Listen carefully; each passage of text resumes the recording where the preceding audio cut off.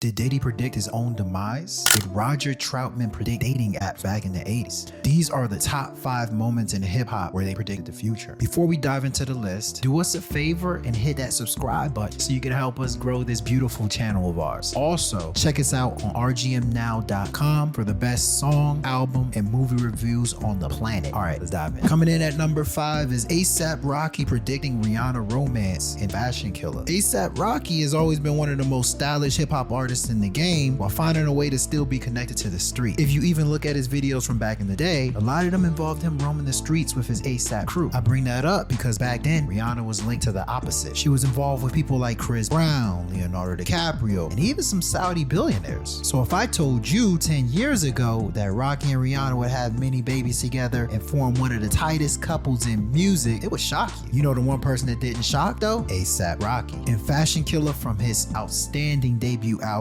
Long Live ASAP, he said the following line: "Her attitude, Rihanna, she get it from her mama." On the music video to the song, ASAP Rocky was booed up with Rihanna, and at the time even said that he was calling her his boo. Maybe he was just having fun with her name, or maybe it was destiny. But I'll say, with multiple kids later, it's feeling like destiny. Coming in at number 4, Childish Gambino predicts a reckoning for America in This Is America. I'm not here to convince you that America has always been some wonderful place when it comes to race relations, because that would obviously be ridiculous. But there was a series of events that happened after Childish Gambino released This Is America that made the song feel almost eerily ahead of its time. The track tackles racism, gun violence, police brutality, mass shootings, and the way black trauma can become entertainment in America. Gambino uses the song in his chaotic music video to highlight the contradictions of American culture, especially how quickly people can become distracted by entertainment while serious issues are happening around them. Then came 2020. The killing of George Floyd sparked nationwide protests, forced another massive conversation about racism and police brutality. Breonna Taylor, Ahmaud Arbery, and several other cases also became major parts of the national conversation, while racial justice protests spread across the country and even internationally. Calling This Is America a prediction of 2020 would be a stretch. Gambino was commenting on issues that already existed when he made the song, but the timing is what makes the whole thing so interesting. He released a song about America's racial tension and social chaos in 2018, and just 2 years later, many of the same issues became impossible for the country to ignore. Coming in at number 3, Diddy predicts his downfall on Let's Get It. Let's Get It was released in 2001 and was one of his biggest singles in the early 2000s. At this time, Diddy was on top of the world, and it seems like there was a lot of things he was doing that maybe went under the radar. In Let's Get It, a song which is about money and power, Diddy is bragging, but there's a specific line that he says in the song that will catch your attention. In his verse, he says, "Ayo, call me Diddy, I run the city, send the cops, the DA and the feds to come get me. Cats wanna leave me for dead, you coming with me." Now, based on a couple of things we heard on the Diddy documentary, The Reckoning, Diddy seemed to be doing a lot of shaky things, especially around that time. So it's not surprising that he felt like he was untouchable. But in this song,